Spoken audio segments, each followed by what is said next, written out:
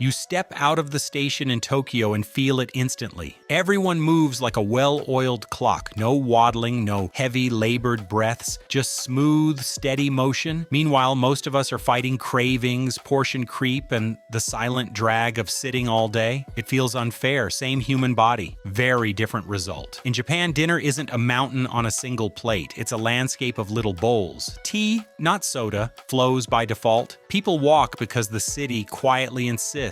No diet challenge, no motivational posters, just a design that makes the healthy choice ordinary. Here's the twist, it's not magic genes. When Japanese families move to the West and copy our habits, weight follows. So the question isn't, what do they have that we don't? It's, what do they do that we can steal today? In the next minutes, we'll open a door, tiny rituals that add up to leaner bodies, Ichiju Sansai meals, Harahachi Bu, and cities that make you move without trying. You'll see why a bowl of rice beats a buttered bun, why tea beats sugar, why small dishes beat big intentions. This isn't a diet, it's a blueprint.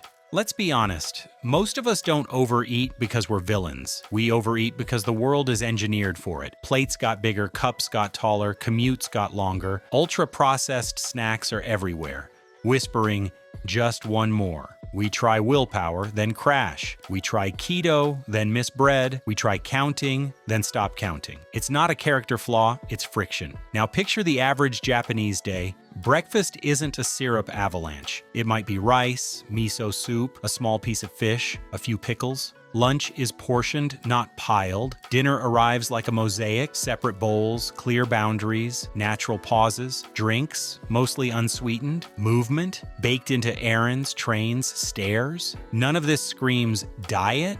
It's just normal. That normal is the secret. Instead of wrestling your appetite with rules, you reshape your environment so your appetite helps you. Smaller dishes slow you down. Tea kills the soda reflex. Transit adds stealth steps. It's like turning a headwind into a tailwind. This video is your field guide. We'll steal the levers that matter, habits, layouts, rituals, and translate them into your life without moving to Tokyo. No moralizing, no math test, just a smarter setup that quietly keeps you light. Here's the myth buster. It's not a magic genome guarding every Japanese waistline. Put the same person in a different food environment, bigger portions, sweeter drinks, constant snacking, and the body adapts the only way it knows. It stores. When Japanese families relocate to more Western food patterns, weight gain shows up like a shadow. Why? Because your biology is programmable by routine. Think of appetite like a river. Genetics set the riverbed, sure, but daily habits decide the current. In Japan, the current runs through smaller bowls, tea instead of soda, and walking baked into life. In a supersized world, the current runs the other way. The takeaway isn't envy their DNA. It's engineer your river. Change the containers, the defaults, the path, and the body quietly follows. Imagine swapping one giant plate for a small orchestra of bowls. That's Ichiju Sansai. One soup, one main, two sides, plus rice and pickles. It's portion control disguised as elegance. You pause between flavors, you reset with soup. You feel satisfied before you feel stuffed. The magic isn't fewer calories, it's friction. Chopsticks slow the pace. Separate dishes create natural breaks. Variety scratches multiple cravings so you don't chase more. Protein shows up in modest cuts. Vegetables appear in different textures. Rice anchors the meal without butter or oil. This layout trains your appetite like a gentle coach. Steady, rhythmic, done on time. Try it once and you'll notice hunger gets calmer. Rice in Japan is like a steady drum beat. Plain, simple, reliable, no butter bath, no heavy sauces. It fills you without hijacking you. Contrast that with a buttered roll or cheesy slice. Same carbs, but now drenched in extra fats your body didn't ask for. Rice is the stage. The performers are light proteins and vegetables. Enter fish, grilled salmon at breakfast, mackerel at dinner, clean protein, delicate fats, quick digestion. Red meat isn't banned, it's just not the headliner, and the cooking methods matter. Grill, steam, simmer, flavor from fire and broth, not oil. The result? Meals that land softly, not like a brick. You stand up after eating and feel ready. That feeling makes consistency easy, and consistency changes bodies. Picture a vending machine wall in Tokyo, rows of unsweetened green tea, cold and clean. No syrup rush, no crash. Tea is the quiet swap that compounds. Dozens of cans a month replaced by near zero calories. You don't diet, you downgrade the sugar pipeline. Green tea carries calm focus, the kind that blunts snacky impulses. It pairs with meals without shouting over them, and because it's everywhere, restaurants, trains, home, it becomes the default. That's the trick. Don't fight cravings head on. Starve them of fuel. Replace soda at lunch, replace the afternoon energy drink, replace something sweet after dinner. 3 tiny switches, thousands of calories avoided. Same routine, different beverage, different body. In Okinawa, they say, harahachi bu. Eat until you're 80% full, not stuffed, satisfied. It's a governor on the engine, a gentle brake that keeps your day steady. Practically, it means smaller bites, longer pauses, and noticing the moment satisfaction shows up, then stopping. You don't need a scale or an app, you need a signal. Try this. Halfway through the meal, put your chopsticks down for 60 seconds. Ask if this were my last bite, would I be fine? If the answer is yes, you're at 80%. Stand up a little light, not heavy. Over a week, that 20% gap becomes your secret calorie deficit without feeling deprived. In Japan, exercise hides in plain sight. You don't schedule it, you live it. Trains beat cars, which means walking to the station, taking stairs, crossing platforms, walking again. Errands are clustered, streets are safe, sidewalks are everywhere. Even convenience stores are, ironically, movement triggers. Quick stops done on foot, the rhythm stacks, 500 steps to the station, 300 up and down stairs, 800 between transfers, 200 more to lunch and back. None of it feels like a workout, but by evening the body has quietly burned through a long, even burn. Less cortisol spike than a frantic gym blast, more like a background candle melting away. That's the lesson. Make motion the path of least resistance. When your city or your setup nudges you to move 10 times a day, your metabolism never truly idles, and weight gain loses its foothold.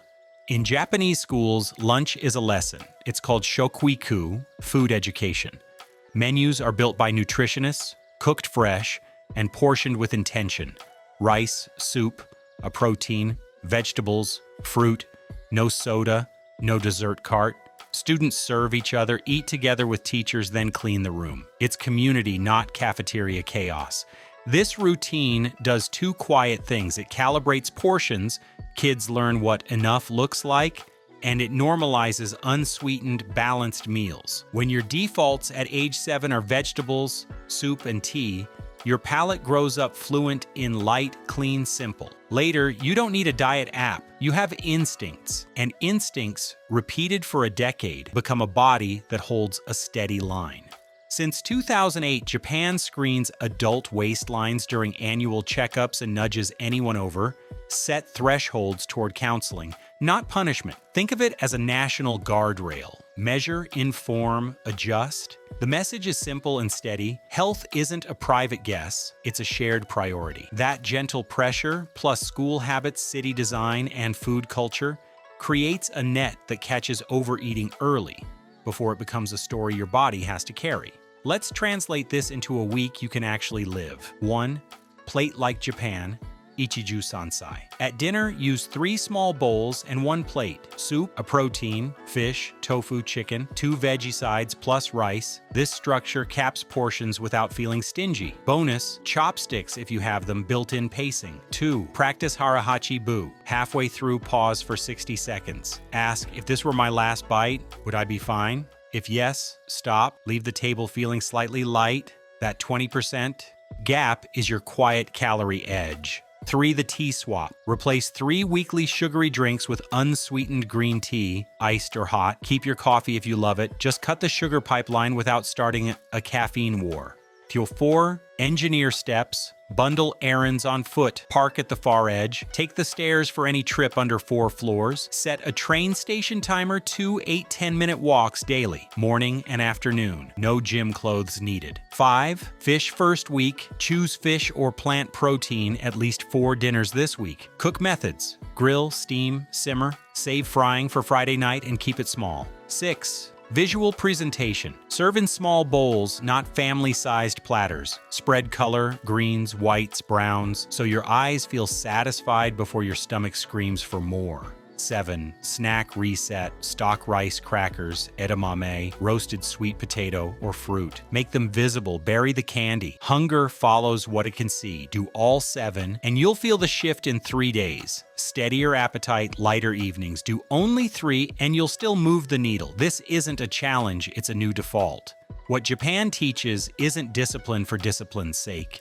It's respect. Respect for food, for rhythm, for the body you'll be living in at age 80. The bowls are small because the moment should be savored, not conquered. The tea is plain because clarity tastes better than a crash. The city makes you walk because movement is how humans say, "I'm alive." And you don't need Tokyo to borrow that feeling. You need a few rails to run on, a layout that quiets chaos, a ritual that reminds you to stop at enough. The irony is beautiful. When you chase control, you feel deprived. When you design your defaults, you feel free. Freedom looks like leaving dinner with energy to spare and waking lighter day after day. Most people will watch a video like this, nod with motivation for a moment, and forget everything by dinner. But in Japan, it's different. In Japanese culture, people don't wait for a huge transformation or a perfect Monday to start. They choose one small habit and repeat it quietly, consistently until it becomes a lifestyle. That's why their results look effortless. It isn't magic. It's momentum built one tiny step at a time. So here's your moment to try it the same way. For the next 7 days,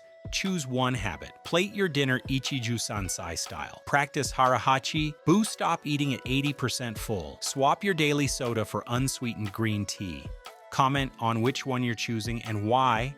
I'll pin a 7-day checklist in the description. Use it tonight. If this helped, like the video so more people find it, subscribe for weekly smart habit breakdowns, and share it with someone you want on this journey.